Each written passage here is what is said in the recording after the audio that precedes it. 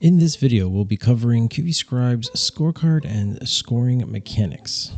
In the previous video, we paused at the screen after we ran our first analysis and learned what was being analyzed. Now let's take a look at what exactly lives within this view. Starting at the top, we have three tabs: quality analysis, consistency, and similarity. You saw the same headings from the previous video, but let's stick to this tab for this video. Under those tabs, you will see the following: a date stamp of when you ran your last analysis, the issues pull down field that sorts the analysis based on the found issues,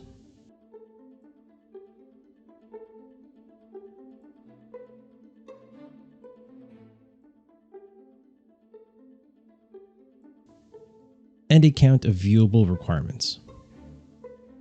Next, you'll see the overall score for the requirements that were analyzed. And beside that, we have the total amount of quality warnings that were detected within those requirements.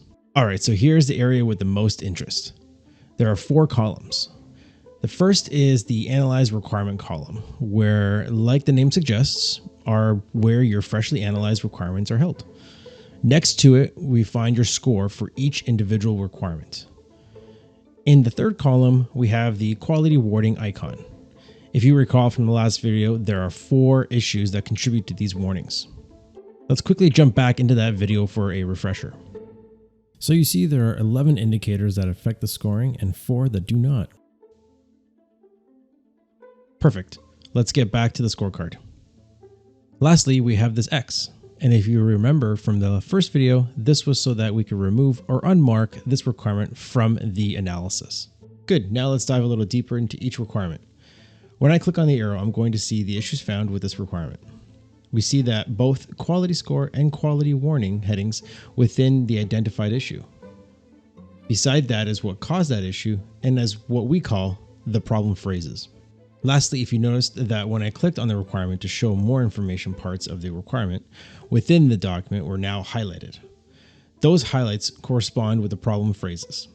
Perfect. Let's move down to the bottom of the scorecard. Here you will see 4 buttons.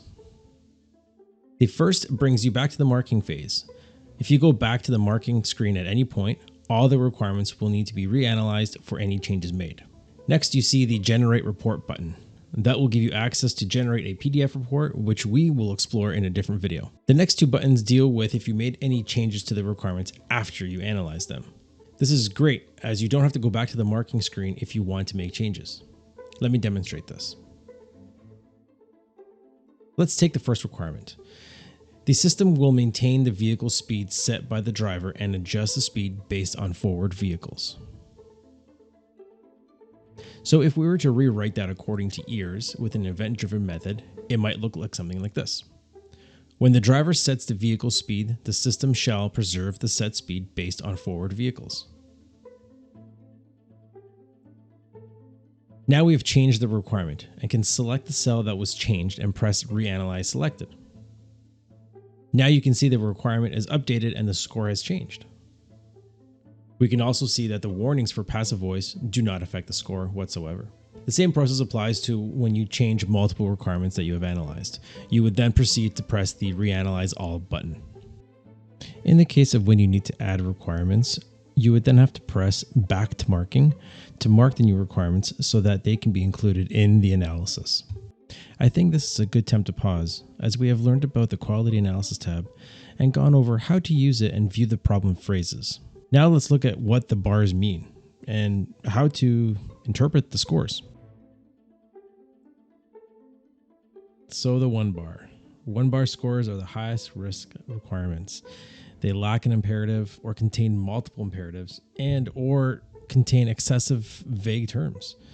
These types of requirements could lead to poor testability, rework, and misinterpretation. To remedy the 1 bar, you may consider rewriting the requirement or separating into multiple concise requirements. 2 bars. 2 bar scores have multiple major problems. These could include instances of vague or subjective or weak terms and or even negative imperatives. To remedy the 2 bar, you must replace negative or ambiguous terms with clear and concise terms. 3 bars. You're on your way to a great score here. Issues with 3-bar requirements have a singular issue. They may have a single vague, subjective, or weak term and or a single negative imperative. To remedy the 3-bar, you must do the same as the 2-bar. Replace a negative or ambiguous term with a clear and concise term. The 4-bar, you're in the green and only minor problems are found here. Take a look at the excessive use of continuances and or making sure that there are no directives. To remedy this and aim for that 5-bar score, check the flow and clarity of the requirement. The 5-bar. Congratulations, there are no problems found here based on the used configuration. I must state that we still need to make sure that the context of the requirement is clearly understood. Warnings. Lastly, warnings have those 4 main issues we discussed earlier. Every organization is different and have variances in tolerance for warnings. So you can review and do your best to adjust the requirement or leave it as is. Well, congratulations. You now have knowledge of the Quality Analysis tab and know how to interpret our scores. In the next video, I'll be covering consistency analysis.